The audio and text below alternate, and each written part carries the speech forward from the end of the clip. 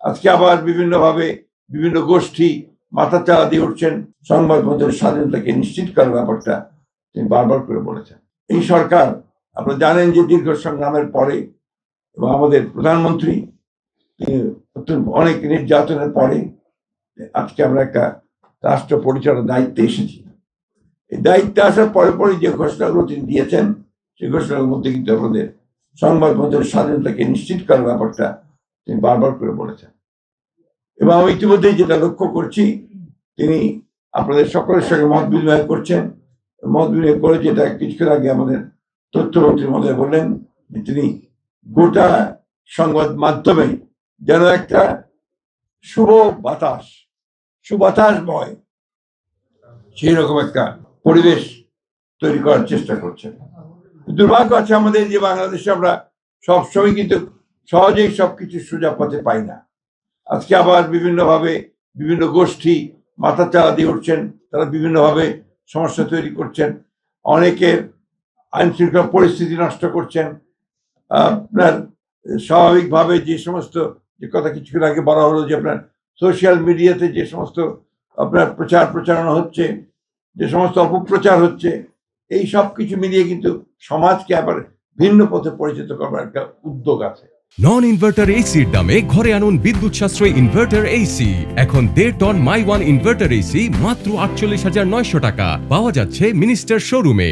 একটা conscious effort আছে, সেই এফোর্টটাকে যেন আমরা সবাই মিলেই এটাকে প্রতিরোধ করতে পারি, প্রতিহত করতে পারি এবং সঠিকভাবে এগিয়ে যেতে পারি, সেই চেষ্টাটা আমাদের করা দরকার।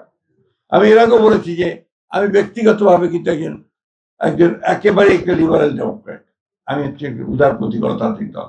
আমি এখানে আপনার কোনো ধর্ম, বর্ণ বা অন্য কোনো কিছুর ভিত্তিতে এখানে বিভাজনের পক্ষে নই।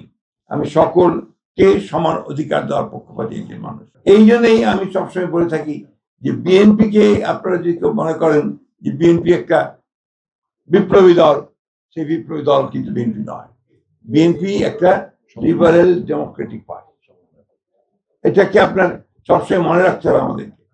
এই জন্যই আমরা মনে করি যে বিএনপি হচ্ছে সবচেয়ে নিরাপদ একটা রাজনৈতিক দল, যে দলের মধ্যে সাংবাদিক বলুন অন্যান্য পেশাজীবীরা আছেন তারা কিন্তু সবসময় নিরাপদ থাকতে পারেন।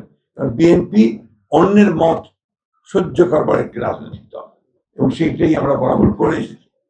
আমি নিশ্চয়ই আমার সঙ্গে আপনারা সবাই একমত হবেন, বিএনপি যখনই সরকারে এসছে সাংবাদিক দলন বা নির্যাতন কিন্তু সবচেয়ে কম হয়েছে। আপনি এটা খুব বেশি খুঁজে পাবেন এবং কারণ বিএনপিতে বিশ্বাস করে। আমি সেই কারণে আজকে বলি যে 16ই জুন আমাদের মনে রাখতে হচ্ছে যে আওয়ামী লীগের সেই দুঃশাসন যে আপনার 72 সাল থেকে 75 সাল পর্যন্ত, সেটার পরিমাণে আমাদের সাইদুর রহমান সাহেবের একটা বই আছে, আওয়ামী দুঃশাসন 3 বছর না 5 বছর। কিন্তু এখন এই যে 15 বছর আওয়ামী যে ভয়াবহ দুঃশাসন গুলো গেল, এর মধ্যে বহু রাখা বেরিয়েছে, আমাদের মারুফ কামাল থেকে শুরু করে অনেকে রাখা বেরিয়েছেন। ঠিক এইভাবে একেবারে এই 15 বছরের দুঃশাসনের উপরে, তাদের ফ্যাসিজমের উপরে সেরকম কোন আপনার কম্পাইল বই আমি কিন্তু এখন পর্যন্ত দেখিনি। এটা বোধহয় প্রয়োজন আছে।